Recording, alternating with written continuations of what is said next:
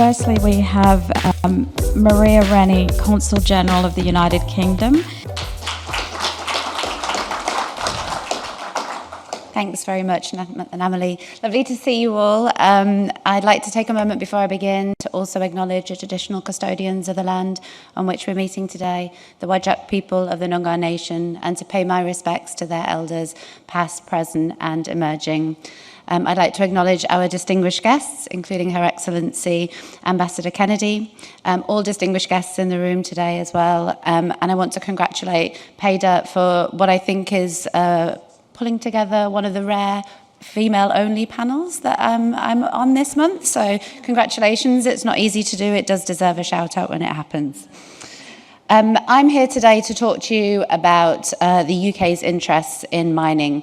And I expect in a room like this, filled with mining expertise, a number of you are familiar with many aspects of the UK's interests and indeed our mining history. And that dates back to the Bronze Ages. Yep, we've been at this for quite some time. You've probably heard of the Camborne School of Mines and its excellent programs. You might know of the City of London as a centre of responsible finance for mining and standards and trading. But I suspect even in a room like this, it might be more difficult for you to articulate the UK's overall approach to critical minerals than it might be, say, if I were to ask you what the US's approach is or what the EU's approach is. So that's why we appreciate time in programmes like today's where we can explain what the UK's strategy is when it comes to critical minerals. So I'm going to begin by taking you back in time. We're not going all the way back to the Bronze Ages, don't worry. I'm just going to take you back to February this year when the UK was able to announce that they were thank you so much, we were the first major economy to have halved our greenhouse gas emissions on 1990 levels. That's an absolutely fantastic achievement. It's something that we're rightly proud of. But at the same time, we're really clear-eyed that actually we've got a long way to go still. And we don't get to our net zero by 2050 unless we shore up a supply to the critical minerals we're going to need, to the green technologies that are going to get us there. So we need to take action for ourselves. Just as in the Industrial Revolution, we were so reliant on iron and coal, in the green industrial revolution that we're going through, we are going to be very heavily reliant on critical minerals, and we're very much alive to that. They're in everything from our EVs to the wind turbines that we're so fond of in the UK. Let's see if I can get this to work. Yes, you didn't break it, Ambassador. That's good news. It's not just about the energy transition, of course, for us. Our need for critical minerals goes far beyond that as well. We want to protect our UK industry. And what you'll see on the screen in front of you is just a snapshot of industry. It's our automotive industry. I think it's figures from 2022. So a £71 billion turnover. It's really important to us, really important to jobs in the UK. It's an industry we want to keep alive and keep growing. That's why critical minerals are so important. We can't keep that going without access to those critical minerals. And they're really important to our national security as well, of course, in our critical infrastructure and in our defence as well. And we do have pockets of mineral wealth of our own that stretch right from the Highlands of Scotland all the way to the tip of Cornwall. But we don't have the capacity we need to meet our own demand. And it's a small demand, but it's growing. So we are, in the UK, we are reliant on resilient supply chains. But we're also really conscious, when we were coming up with our strategy, we're really conscious that we are not alone in this journey. It's all very well and good if we get to net zero by 2020, but actually it kind of missed the whole point of the thing because we need to bring everyone along with us. We all need to get there together to be successful.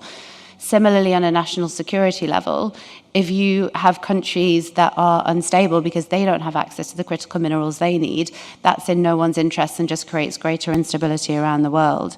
So our strategy not only looks at shoring up a resilient supply for ourselves, it also looks at doing that globally as well, and to not have any one country dominant over the supply chains that we're all going to need access to.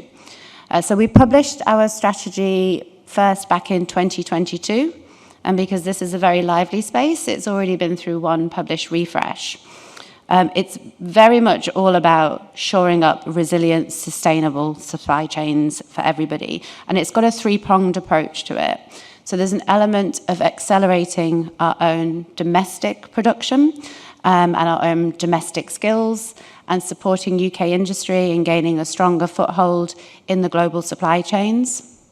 There's a strong element of collaboration, so international collaboration to globally shore up those supply chains, with a particular focus on developing countries and making sure that developing countries are able to get the economic benefit that they should get from the resources that they themselves have. And then the last element of it is enhance. So this is about enhancing data and transparency and raising ESG standards as well. Being a diplomat, I need an international strategy to sit behind that to tell me what to do overseas, and we have exactly that. We have, like the US, a whole of government approach to critical minerals. And we are talking bilaterally, so with Australia we do that primarily under our statement of intent on critical minerals that we signed with Minister King last year. We're in conversations with the US about a critical minerals MOU. We signed with Canada at the start of the year. We're talking in minilateral forums, we're talking in multilateral forums. And we welcome acts like the Inflation Reduction Act. We welcome the EU's Critical Raw Materials Act. There are risks in there for UK and UK industry, of course, as we heard yesterday, similar for Australia, but there are opportunities too. But fundamentally, what both are looking to do is enhance the resilience, the sustainability in the global supply chains, which is exactly in line with what our strategy is all about. So we are not looking to compete with the IRA, and we can't indeed compete with the billions of the IRA either. But our approach to critical minerals is about focusing on where the UK has strengths, supporting the UK industry where we are strong.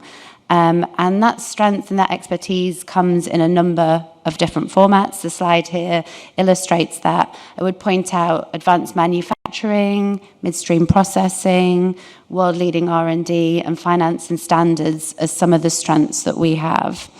And there is funding available. There's funding available across the entire life of a project.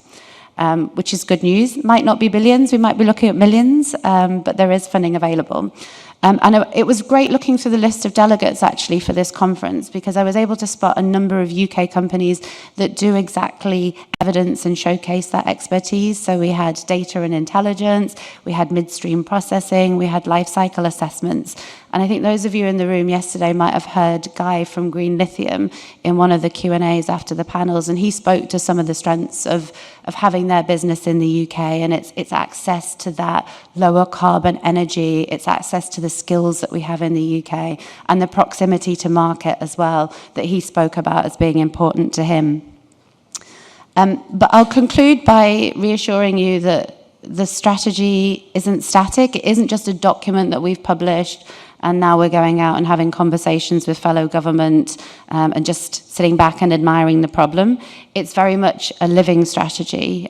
Just a few months ago, a task and finish group had been set up, an independent task and finish group from across industry had been set up to look at industry's dependence on critical minerals in the UK, and asking the automotive, the defence, the medtech industries, all of those industries that depend on critical minerals, exactly what their dependencies were and what their vulnerabilities were, and ask them to advise government on what we should be doing in the critical mineral space. And we have since, and government has since responded. We welcome the fact that they've given us this information. It's going to help us support industry in the market. It also gives government access to greater data and information that informs our strategy. And so forums like today's are equally important because we can keep that conversation with industry going. So I do appreciate the time that I've had with you this morning. I've also got my colleague Ben Robertson, who's going to be on one of our panels later. And Ben probably knows more about critical minerals than is healthy for a public servant to know. So do take advantage of his expertise. But thank you so much for your time this morning. I look forward to continuing the conversation.